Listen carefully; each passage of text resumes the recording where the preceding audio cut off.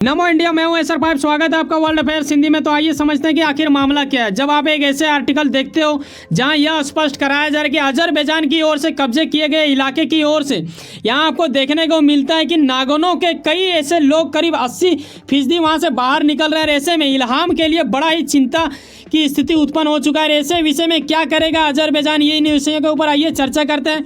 साथ में आपको यह यकीनन पता होना चाहिए, करीब एक सप्ताह पहले मैंने आपको वीडियो बना के भी बताया था कि अजरबैजान ने किस प्रकार नागोनो के ऊपर कब्जा कर लिया। ये करीब अब देखा जाए ना तो इंडिया के करीब में रहने वाले आर्मेनिया को एक प्रकार का झटका था। ऐसे विषय में काफ़ी गजब की स्थिति उत्पन्न की गई थी, क्योंकि मात्र 24 घंटे के अंदर किसी इलाके के ऊपर पूर्ण रूप से कब्जा कर लेना ये काफ़ी गजब वाली स्थिति को ले ही आता है। ऐसे में इंटरनेशनल चीज़ों में इनका मुद्दा उछलने लगातार। ये है मैप जिसके माध्यम से आप देखते हो कि आर्मेनिया यहाँ पे है, अजरबैजान को आप यहाँ पे देखते हो। ऐसे विषय में ये एक छोटा सा इलाका जिसे जानते हैं आप नागोनो के नाम से, और ये जो काराबाख इलाका है इसके ऊपर बरसों से ये लोग लड़ता झगड़ता आ रहा है। ऐसे विषय में इन दिनों इनका पूर्ण रूप से कब्जा हो चुका है, लेकिन इनका कब्जा बिखरता नजर आ रहा है। वो क्यों आ रहा है? जैसे कि मैंने पीछे बताया कि करीब 80% जो लोग कब्जा के अंतर्गत आ चुके थे, ये लोग सरेंडर कर चुके थे। अब ये क्या कर रहे हैं, वहाँ गुप्त रूप से भाग रहे हैं आर्मेनिया की ओर।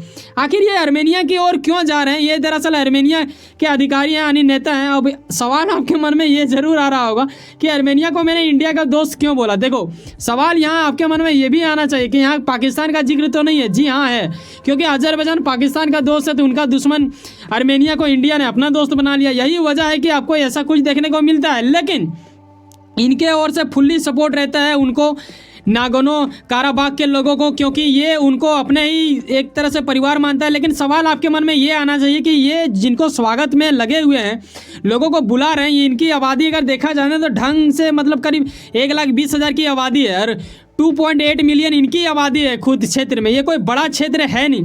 ऐसे विषय में ये एडजस्ट कैसे कर पाएगा, ये एक बड़ा सवाल अपने आप में खड़ा कर ही देता है। साथ में आपको यहाँ ये भी समझना पड़ेगा कि यहाँ बीच में जो आपको दिख रहा है ना, नागोनो के और आर्मेनिया के बीच में यहाँ पे एक कॉरिडोर है, ठीक है, जिसे लाचिन के नाम आई थिंक बोला जाता है।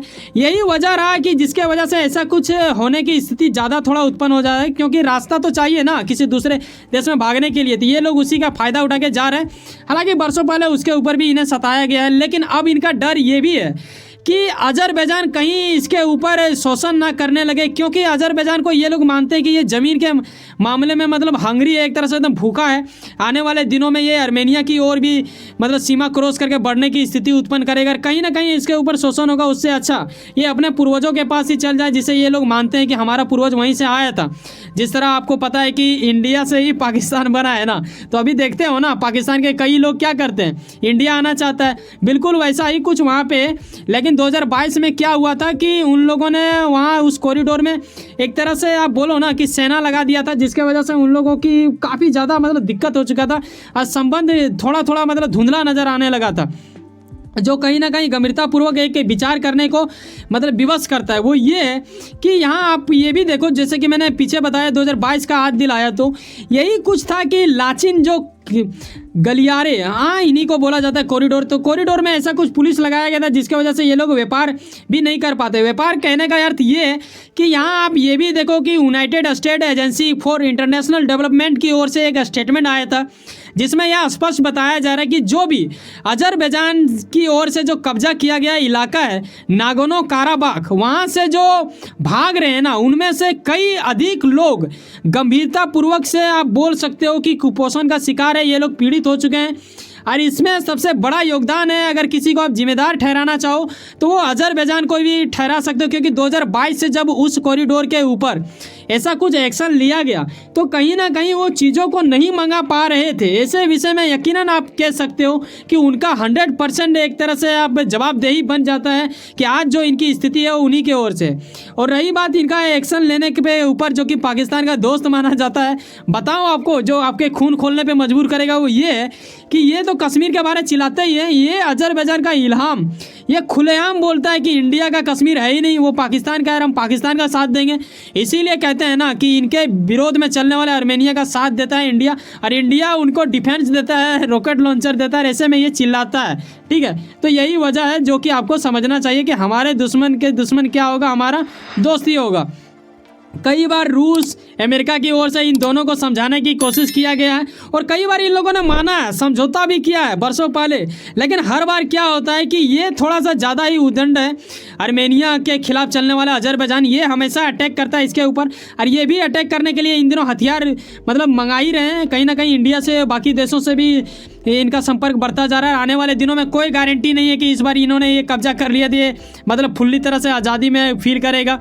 हाँ, ये सच है कि नागनों के जो खुद को अपना एक छोटा सा देश मानता है, उनके अधिकारी, उनके नेता का कहना है कि भाई साहब 1 जनवरी 2024 को आप देखोगे कि उनका नक्शा से मतलब अस्तित्व ही मिट जाएगा। ऐसा कुछ अजरबैजान की ओर से कर दिया जाएगा, यूएन की ओर से एक मिशन भी भेजा जाएगा। यकीनन अब देखने वाली बात होगा कि क्या होगा, क्या है इंडिया का इसमें फ़ायदा। इंडिया का यकीनन फ़ायदा होगा क्योंकि इंडिया इसमें फुल्ली सपोर्ट देता है इनको। लेकिन जिस तरह इन्होंने इसका कब्जा तो कर लिया, लेकिन कब्जा करने से क्या होगा जब वहाँ पे लोग ही नहीं रहेगा। जैसे मान लो हम लोग पाकिस्तान को मतलब पूरा तरह से ये घेर लेते हैं, हम लोग जब चाहेंगे तब ये कर सकते हैं। लेकिन पाकिस्तान अगर भाग जाए तुर्की तो फिर क्या ही मज़ा। जब पाकिस्तान हमारे अंदर आ जाएगा सब वहाँ के लोग, तभी ना मज़ा आएगा। उसी प्रकार इन्होंने, आर्मेनिया ने नागोनो काराबाग को तो कब्जा करने का कर लिया, ठीक है, 1 सप्ताह पहले ही। लेकिन ये सब भाग के आ जा रहे हैं आर्मेनिया, तो फिर इनके पास रहा ही क्या, सिर्फ ज़मीन के अलावा कुछ नहीं रहा। हाँ, इनका अगर बिजनेस के मामले में देखें तो कई प्रकार का फ़ायदा होगा। ज़मीन, उसके साथ कई सारे आधुनिक चीज़ वहाँ पे मिलेंगे, कई सारे खनिज भी हो सकता है, वो सब के ऊपर भी उनका कई अच्छा खासा मुनाफा होगा। लेकिन अगर आप देखो इमोशनल के तहत तो फिर वो फीलिंग्स नहीं आ पाएगा। तो ये एक बड़ी बात होता है। और आर्मेनिया के पास आता है कहीं ना कहीं देश को, हमारे देश यानी भारत को काफ़ी ज़्यादा सुकून महसूस होगा, क्योंकि हम सपोर्ट करते हैं किसे, आर्मेनिया को। और अजरबैजान जो कि पाकिस्तान का दोस्त है, इसे तो हम लोग सपोर्ट करने वाले हैं नहीं भाई। तो अब देखने वाली बात होगा कि आगे स्टेप में क्या आता है। यूएन की टीम भी आने वाली है, तो वो क्या स्टेटमेंट देती है उसके बाद मैं आपको बताऊंगा। वैसे सुनो ना, कहीं ना कहीं कुछ ना कुछ काम करते होंगे, अपने काम के प्रति काफ़ी ज़्यादा उम्मीद रखते होंगे। किरण आपका मेहनत आपको मंजिल बन के मिले। वैसे सुनो ना, सब्सक्राइब कर लो वर्ल्ड अफेयर्स हिंदी और जुड़े रहो मुझसे। चलो मिलते हैं किसी नेक्स्ट वीडियो में। जाने से पहले एक बात ख्याल रखना भाई साहब, जब आप 7-8 मिनट हमारे साथ समय बिता दो तो कहीं ना कहीं लगाओ बंदा सब्सक्राइब, जो बिल्कुल फ्री होता है, करके जाएं। मैं चाहूँगा कि एक खास व्यक्ति के जैसा करें। अगर आपको कोई चीज़ बुरा लगता है तो कमेंट में बताएं, क्योंकि वो आप ही के लिए होता है। और अगर आपको लगता है वाकई में हमारे अंदर गुणवत्ता है तो एक सब्सक्राइब जो बिल्कुल फ्री होता है, करके जाएं। मिलते हैं किसी नेक्स्ट वीडियो में, हम आपको रखेंगे देश विदेश से जोड़ के। बाय, जय हिंद, जय भारत।